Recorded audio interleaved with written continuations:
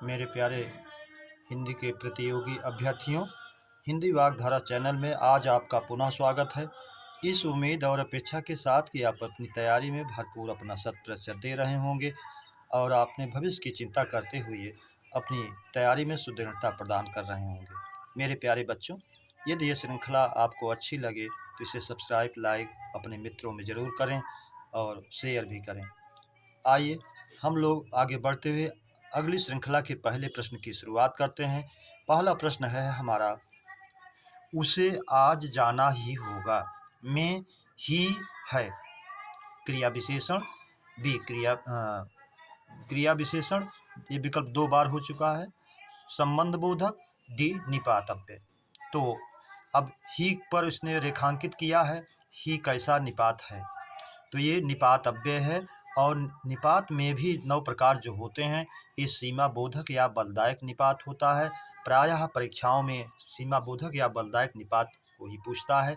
जो अन्य भी हैं तो, तक, भर, ही, मात्र, सिर्फ, केवल, जो निपात अव्यय है, ये निपात भी अव्यय का एक रूप है, इसलिए विकल्प डी ये ही जो है निपात अव्यय में जाएगा।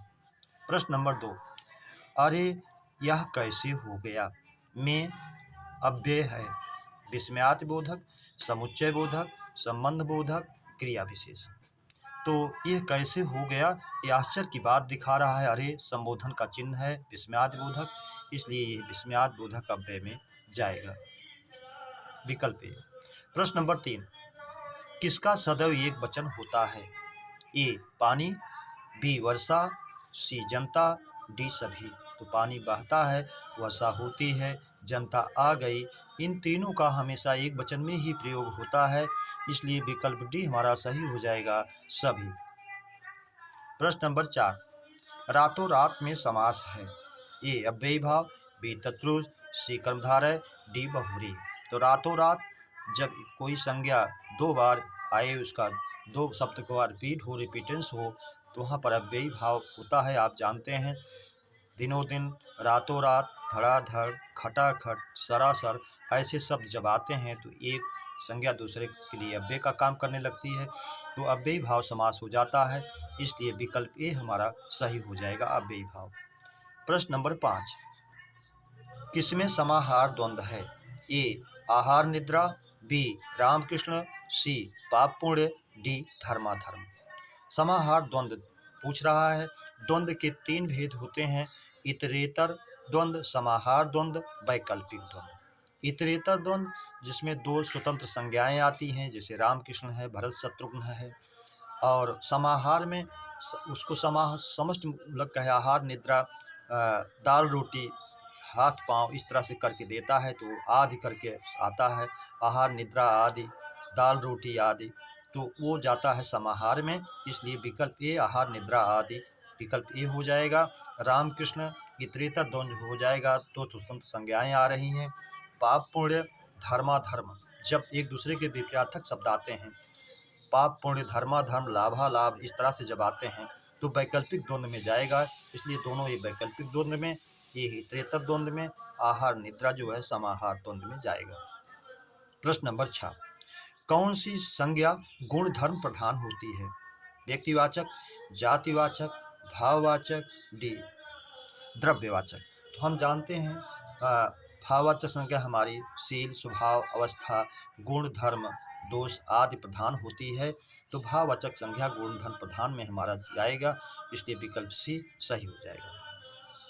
प्रश्न नंबर 7, बाढ़, भूकंप, ज्वालामुखी में संज्ञा है, ये व्यक्तिवाचक, बी जातिवाचक, सी भाववाचक, डी द्रव्यवाचक। तो बाढ़, भूकंप, ज्वालामुखी, इनके भी विभेद होते हैं, रूप होते हैं, ये जातिवाचक संज्ञा का काम करते हैं, इसलिए इस जातिवाचक में जाएगा, विकल्प भी सही हो जाएगा। प्रश्न नंबर 8, अशुद्ध विलोम युग्म है, ए बेहया हयादार, बी हया बेहयाई, सी गुणाढ़ गुणहीन, डी लघु हरस। बेहया, तो बेहया आप जानते हैं निर्लज्ज होता है, इसका हयादार जो लज्जा से युक्त है हो जाएगा, विशेषण है तो विशेषण। फिर हया जो है ये संज्ञा में जाएगा, भाववाचक शर्म, तो इसका बेहयाई निर्लज्जता, ये भी सही है। सी गुणाढ़ गुण से युक्त, गुणहीन, गुण से रहित। आढ़ जहाँ आए उससे युक्त मान लिया जाए, ये शाब्दिक अर्थ में गुणाढ़ है, गुण से युक्त, गुणहीन, गुण से रहित, ये भी सही है। डी, लघु हरस्व, लघु का गुरु होता है और हरस्व उसका प्रयायुक्त, प्रयाय जैसा हो गया, इसलिए विकल्प डी हमारा बेमेल है, अशुद्ध है। प्रश्न नंबर 9, कौन सा शब्द पुल्लिंग है? रात, परीक्षा, फल, लस्सी। रात आप वाक्य बनाकर लेते हैं, संज्ञा का क्रिया के आधार पर जान लेते हैं। रात होती है, परीक्षा दी जाती है, फल प्राप्त होता है, लस्सी पी जाती है। तो ये अच्छा फल है, फल प्राप्त होता है, पुल्लिंग में जाएगा विकल्प सी। प्रश्न नंबर 10, किस शब्द में स्व मूल शब्द रूप में नहीं है? ए स्वार्थ, बी स्वाभिमान, सी स्वेच्छा, डी स्वागत। ये बड़ा भ्रामक होता है, बच्चे इसमें प्रायः गलती कर जाते हैं। अब देखिए स्व की बात कर रहा है, किसमें मूल रूप में है, तो ये कई बार परीक्षाओं में पूछा गया, स्वार्थ में कौन सी संधि है। बच्चे या और वा के पहले व्यंजन आधा मान करके मान लेते हैं कि इसमें स्वर संधि है, लेकिन ये अशुद्ध हो जाता है। इसमें मूल, क्योंकि जो शब्द अलग किए जाते हैं वो सार्थक होने चाहिए विच्छेद में भी। तो स्व प्लस अर्थ, स्वार्थ, दीर्घ स्वर संधि हो जाती है। स्व प्लस अभिमान, स्वाभिमान, दीर्घ स्वर संधि हो जाती है। स्व प्लस इच्छा, स्वेच्छा, गुण स्वर संधि हो जाती है।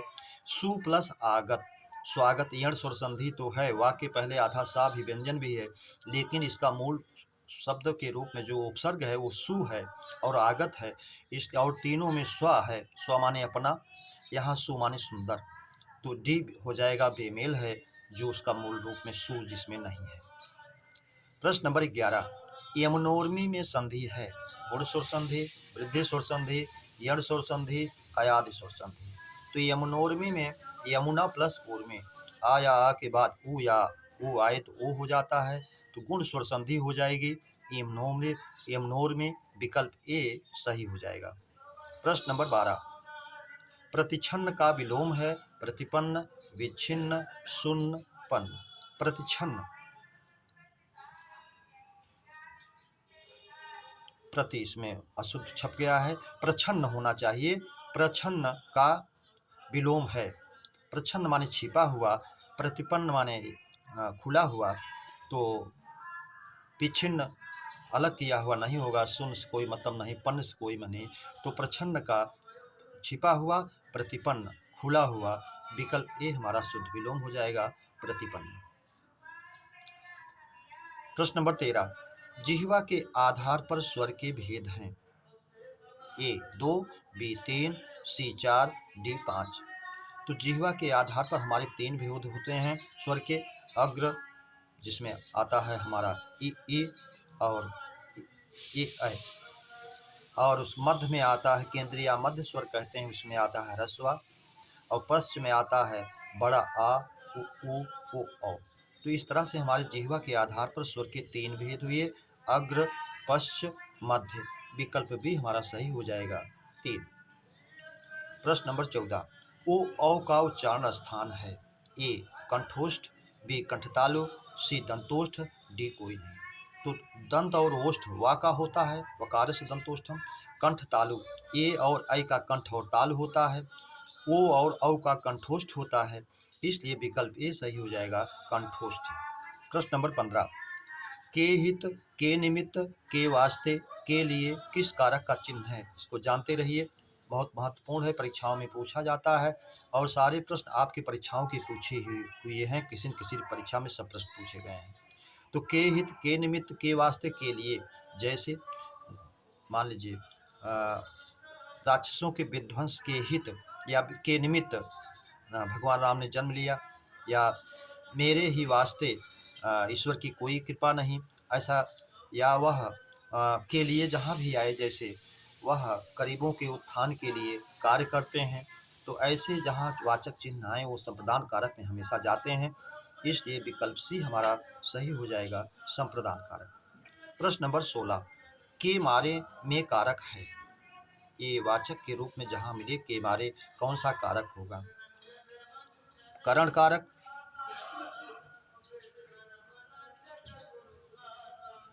संप्रदान कारक, अपादान कारक, संबंध कारक। तो के मारे जहाँ भी आए, जैसे वाक्य बना लीजिए, दर्द के मारे वह छटपटा रहा था। तो दर्द के मारे यानी दर्द से, तो से जो है आप जानते हैं माध्यम है छटपटाने का, तो इसलिए कारण कारक होगा। विकल्प ए हमारा सही हो जाएगा। प्रश्न नंबर 17, अर्थालंकार निम्न में है। ए अनुप्रास, बी यमक, सी उत्प्रेक्षा, डी वक्रोक्ति। तो आप जानते हैं अनुप्रास, यमक और श्लेष, वक्रोक्ति और बीप्सा, ये सब हमारे शब्दालंकार के भेद हैं, और ये उपमा, उत्प्रेक्षा, ये सब अर्थालंकार में जाते हैं, इसलिए विकल्प सी उत्प्रेक्षा अर्थालंकार है। प्रश्न नंबर 18, अशुद्ध वर्तनी का शब्द है। ए निरोग, बी नीरोग, सी नीरस, डी नीरव। तो हम जानते हैं नीरोग, नीरस और नीरव ये हमारे शुद्ध हैं। निरोग जो है ये अशुद्ध है, इसलिए विकल्प ये सही।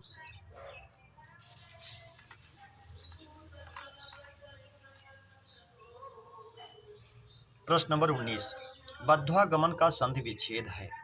ए बद्धु प्लस आगमन, बद्ध्वा प्लस गमन, बद्धु प्लस गमन, कोई नहीं। तो बद्धु प्लस आगमन इको यड़च से यड़ स्वर संधि हो जाती है, शुद्ध इसका संधि विच्छेद बन जाता है। बधु प्लस आगमन, ऊ का वाह हो गया, बधु का आगमन। विकल्प ए हमारा सही हो जाएगा। प्रश्न नंबर 20, जिसके पास थोड़ा कुछ हो, वाक्यांश का एक शब्द होगा। किंचन, अकिंचन, किंचित, अकिंचित। किंचित माने कुछ, अकिंचित कुछ ना हो, अकिंचन जिसके पास कुछ भी ना हो, किंचन जिसके पास कुछ थोड़ा हो। तो इसलिए विकल्प ए हमारा सही हो जाएगा, किंचन। प्रश्न नंबर 21, अंतःकरण में अपने आप उपजा ज्ञान, वाक्यांश का एक शब्द। उपज्ञा, उसके बाद अवज्ञा, आज्ञा, ईडा। तो ईडा माने होता है प्रशंसा, जिसका विलोम भी परीक्षाओं में बार बार पूछता है। तो निंदा। आज्ञा को आदेश जानते हैं, अवज्ञा आदेश का उल्लंघन, और उपज्ञा जो होती है ये अंतःकरण में अपने आप उत्पन्न ज्ञान होता है, इसलिए विकल्प ए हमारा सही हो जाएगा। प्रश्न नंबर 22, बहुत तेज दौड़ने या चलने वाला, वाक्यांश का एक शब्द है। तुरंग, तुरग, दोनों, कोई नहीं। तो जैसा हम जानते हैं आप कि तुर माने होता है तेजी से, और गा माने गमन करना। तो चाहे तुरंगा अनुस्वार के साथ हो, चाहे अनुस्वार विहीन हो, दोनों का एक ही अर्थ होता है, तेजी से गमन करने वाला। जो ये दोनों घोड़े के पर्यायवाची भी होते हैं, इसलिए तुरंग और तुरग दोनों सही हो जाएगा। विकल्प सी हमारा सही हो जाएगा। प्रश्न नंबर 23, कलापी का वाक्यांश होगा। ए कलाप, पंखों का गुच्छा धारण करने वाला, बी सुंदर पंखों वाला, सी कुरूप पंखों वाला, डी कोई नहीं।